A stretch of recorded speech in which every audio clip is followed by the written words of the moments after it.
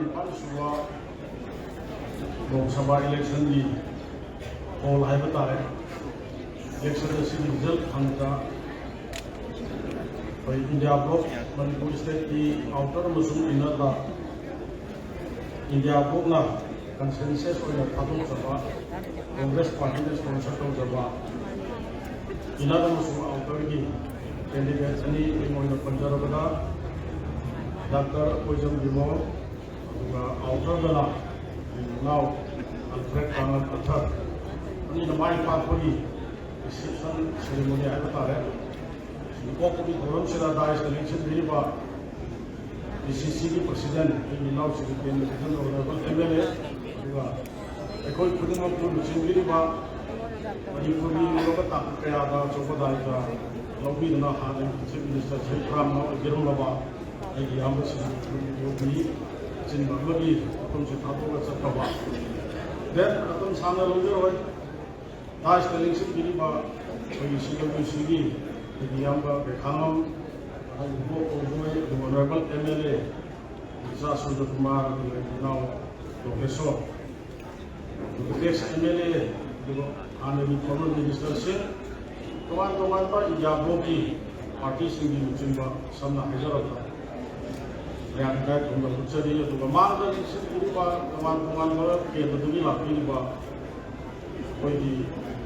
the election, the Sibu, my partner, who had Hawai Hachang Yam, Hodo Biba, Yingi Eva Mayam Punama, Amasu, Manipur reaching Amasu Tanda Riva, under the election the Siva, Siva created Aniasu, some of my pan, the Sokotoga, Obiliba, Water Singh, Mediadi Kataga,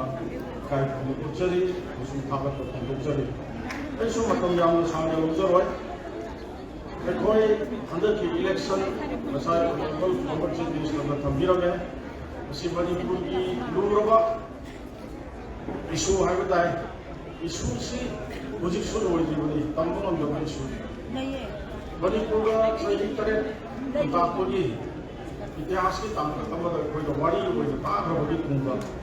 Positively, mirrors are hoped to say 2023, Megita Honda. ये हवरत Chiba इहों दुनु मसी पवा तंग दु लेतादना मणिपुर से मचे ताबी थिरुन दुला इबा सिगुम मयाम सिगी मरता पांथोक के इलेक्शन से मसी यामना थमोय के ओइबा सेंबा कोई प्रजा सिंगी अदुगुबा इलेक्शन अमनि हासे आइना बथोबोय मी चहुन की मथक्ता डेड बॉडी फंगदब यावना क्लेम तौदु यावना हुजुबी चहुन की मथक्ता थवाई थादे Me listening for me, where you want to play. Nalo the tip of Tomato bus in Panda, Tabak Sugaramba, you listen Kayaki from Mandre. Money to say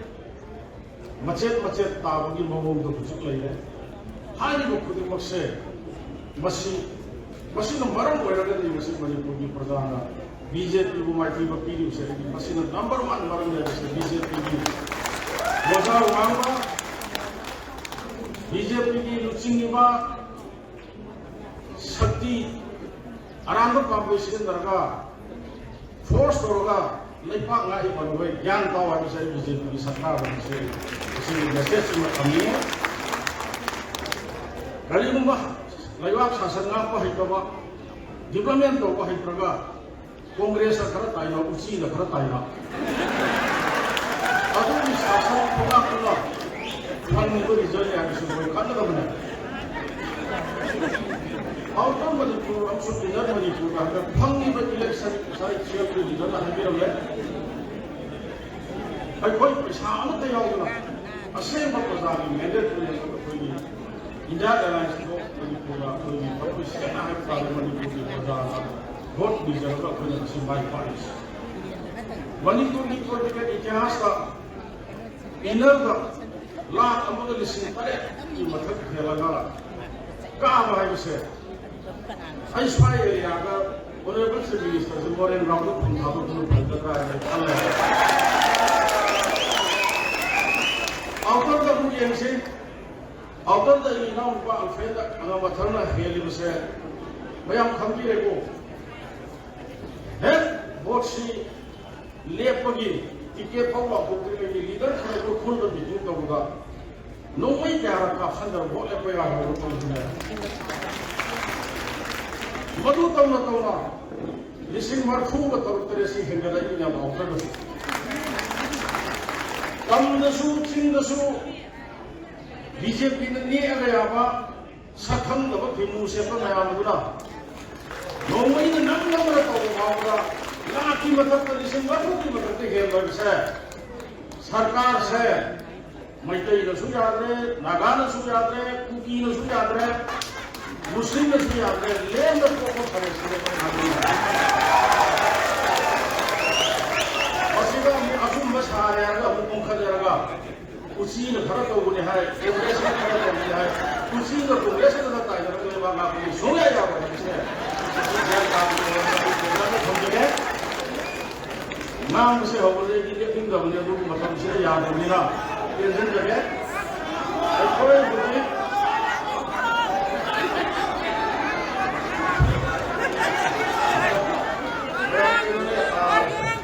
वो पता आई मानते गया तो honourable MP आए बता रहे MP अभी से कारण मतलब मैं फाकर को मैं आपको जी यूं न बोले जातो पर ये ना ऑफर जो सिंगल करेंगे तो रोगन ना आएगा लेगा नंगानिंग कोई वादी करे हाय ने एक बाइक फोन भी आ भी लगते हैं वो कंदा साहब तो सेवा कर सके मुझे कोई इंडिया एयरलाइंस के हाय बता रहे आई लोग में सम भी हाय चल रहे पंच पांडो अपोई मामा आई किसी भी जगह मी मामा खतका है ना या लाइन खंडी लोगो है ना लई सरकार से असेंबली रिपोर्ट वार्निंग का प्रॉब्लम Kasi